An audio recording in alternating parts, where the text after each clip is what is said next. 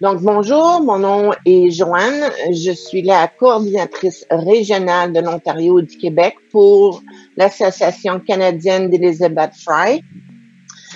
Cette année, la semaine d'Elizabeth Fry porte sur les droits humains et tout ce que les différentes associations d'Elizabeth Fry à travers le pays font qu'est-ce qui leur sont reportés en rapport avec les droits humains.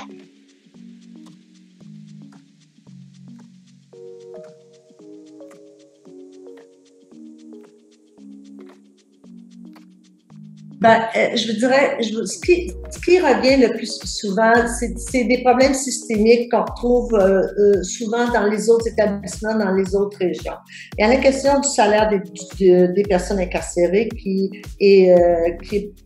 reste encore, tu sais, qui a encore un énorme travail à faire là-dessus parce que le salaire qu'elles reçoivent pour le travail qu'elles font c'est vraiment, c'est même pas un salaire, c'est une allocation. Il y a un travail à faire là-dessus. L'accessibilité aussi, par exemple, aux femmes qui voudraient faire des études post-secondaires, des études universitaires. Ça prendrait, par exemple, pour que ça puisse se réaliser, une accessibilité à l'Internet. Il y aurait du travail à faire aussi, par exemple, les femmes dans les prisons régionales, les pénitenciers pour femmes sont la plupart du temps des établissements multiniveaux. Il y a un travail à faire pour toutes les questions liées aux femmes qui font des longues sentences, qui sont là pour plusieurs années.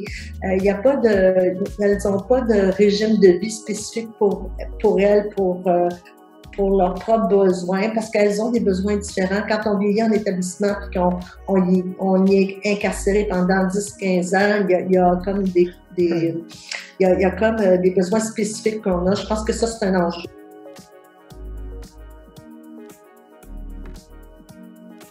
Il y a un organisme qui a commission de favoriser l'éducation aux femmes autochtones.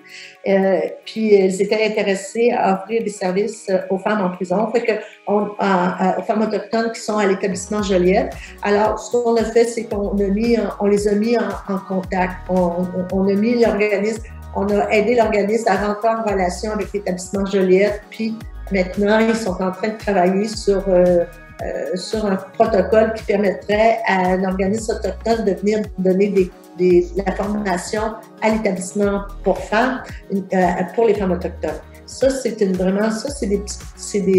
petites batailles. C'est même pas une petite bataille, mais ça rentre aussi dans notre mission de nous assurer que les femmes reçoivent tous les services qu'on peut leur offrir. Tu sais, c'est des petites choses qui font qu'on est content de travailler.